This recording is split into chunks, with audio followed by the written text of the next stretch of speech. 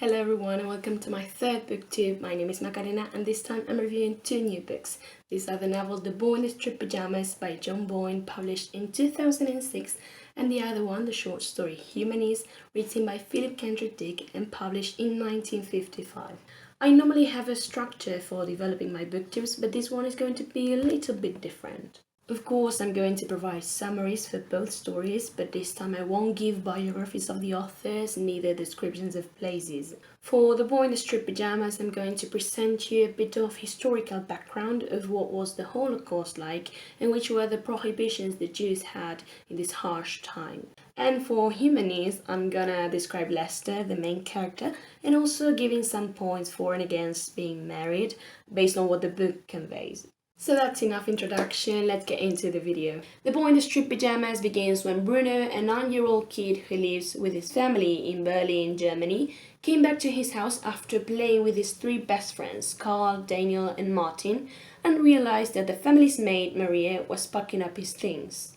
This was because they were moving due to his father's new job after receiving a promotion by the Fury. Bruno gets very sad about this because he had to leave his three best friends for life, his grandparents, and also the hustle and bustle of Berlin, which he loved, but he seemed to have no other choice. They took a train to arrive at their new home, which was the only house on a hill in a desolate area. A place Bruno didn't like at all, especially because there were no other kids to play with, and he didn't get along with his 12-year-old sister Gretel. Apart from Maria, the maid, and Lars, the butler, there were new waiters at the house. One of them was Pavel, a very old man who had been a doctor once, and this was shown when he cleaned up Bruno's knee when he fell from a tire swing. Bruno noticed Pavel lived on the other side of the fence near their house, which he had seen from his bedroom window, and first thought it was a farm, but he deduced it was not when he saw no animals, no food, but thousands of people all wearing striped pajamas. While getting used to his new life at Outwith, which was Bruno's mispronunciation of Auschwitz, he and Gretel were given history lessons at home by the new tutor, List, who told him that his father's job was to correct the great wrongs, referring to the Jews, that had been done to him. Gretel became very involved and interested in politics and history, but this was more than anything because she had a crush on Lieutenant Kotler, a soldier who worked with their father and walked around their house as a superior. Kotler seemed to be nice at first, and even Mother liked him, but this changed when at dinner he attacked Pavel violently when the old man accidentally spilled a glass of wine on him, and this was a reaction that horrified the whole family. There was a day in which Bruno missed so much Berlin and exploring that he went to do some exploration along the length of the fence, although he had been forbidden to do so. There is where he met a kid named Shmuel, who lived on the other side of the fence and wore the same striped pajamas he had seen from his window. Shmuel was very thin and had his hair shaved. After a little chat between them and noticing that they were both born the exact same day on the same month from the same year, they began a strong friendship, involving Bruno visiting him nearly every day, even if he was not there, bringing him food and telling each other their life stories, especially Shmuel's, as how life was on the camp, what was his life like before that, how were they introduced on the camp, etc. But as in any friendship, there are bad moments too. And this happened when a day Bruno got shocked after finding Shmuel at his house. He was brought by Lieutenant Kotler and was shining some family glasses.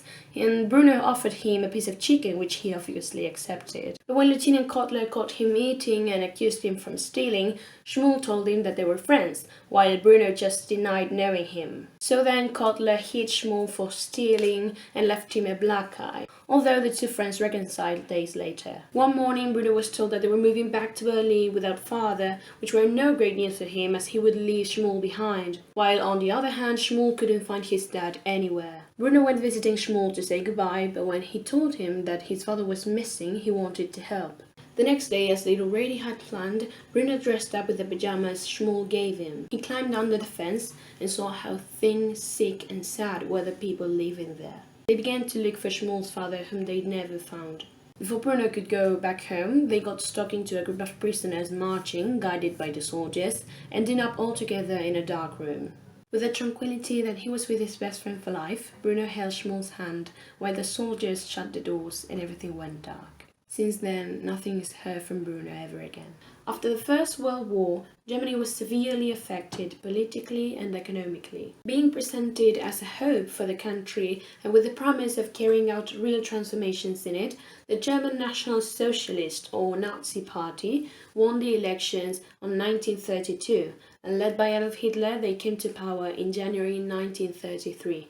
The Nazi Party had this idea that the Aryan race was superior and dominant, and that the Jews were inferiors. So their intention was to isolate and segregate this population by giving them a large amount of prohibitions. Over time, what they really wanted was to make them disappear. Some of these prohibitions they had included not riding cars or bicycles, not to be out on the streets between 8 p.m. and 6 a.m., not doing their shoppings in shops that were not Jewish and just between 3 and 5 in the afternoon, not to attend theaters, movies or any kind of entertainment, and not doing athletic activities or sports in public. Other measures taken were reducing their medical and legal activity as professionals, depriving them the right to vote, and reducing the number of Jewish students in schools. I've taken many of these examples from Anne Frank's The Diary of a Young Girl, which is not a book of my liking, but it details quite well all of these forbiddences.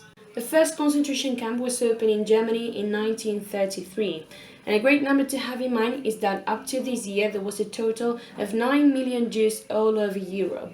In 1939, this number reduced to 3,500,000 Jews left. This means more than half of this population was already dead. Auschwitz, which is the camp from this book, was the largest camp established by the Germans, and it was a complex made of 3 camps: a concentration camp, an extermination camp, and a forced labor camp. In this camp, more than 1 million people lost their lives, and 9 out of 10 were Jewish. Definitely, though this was meant to be a book for kids, it has a strong, tough, and important background history that we need to know, and thank God it's over. I visited Mauthausen concentration camp in 2016, and it was a very painful experience. I can hardly explain it with words, so I'll leave you some photos for you to see.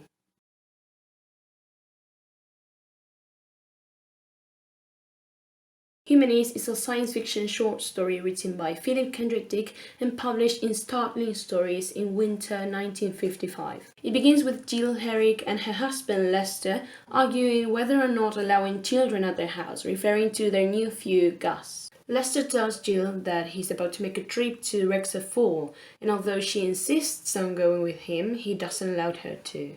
Once he's gone, Jill tells her brother Frank that she's decided to leave Lester because of all his cruelty and ruthlessness. But when Lester comes back, he appears to be a totally different person. Now he cares about food, he's caring and loving with Jill, and he even likes to play with Gus. All of these new attitudes catches Jill's attention, so she tells it to Frank. It turned out that Lester was not him in fact, it was an infiltrated Rexorian that has taken over his body, and his real mind was frozen in Wrexham Fall. The only way his mind could be returned was if the Rexorian was killed.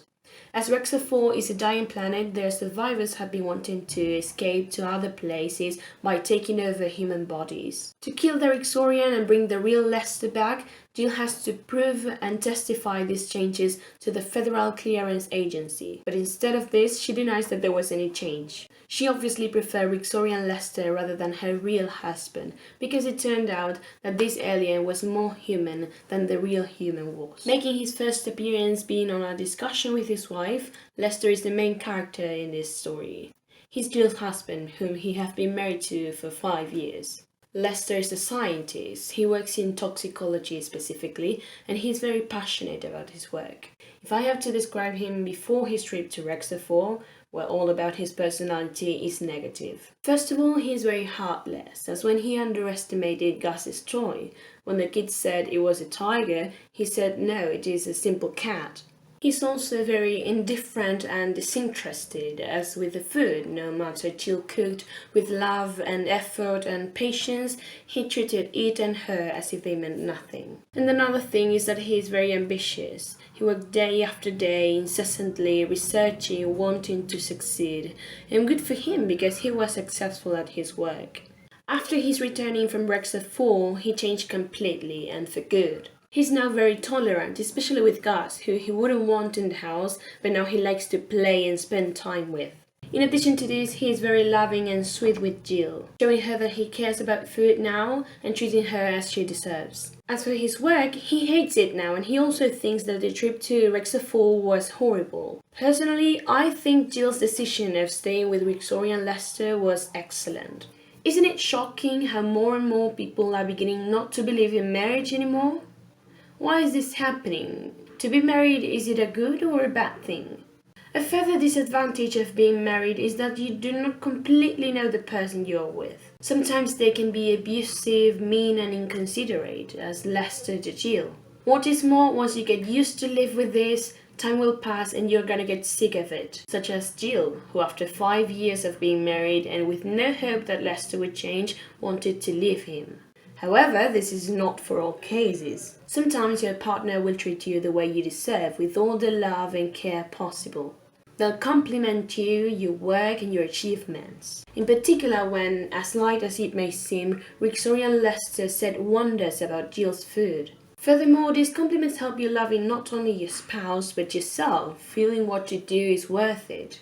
And last but not least, they'll give you children. Like Jill loved children and dreamed to have their own. And it's true, having children is a gift and more with the person you love. All in all, and in case you haven't noticed, I believe in marriage. Although there might be bad moments or discussions, I think love is above everything. So this is all for this booktube. I really hope you enjoyed it and that it's been useful for you. Bye!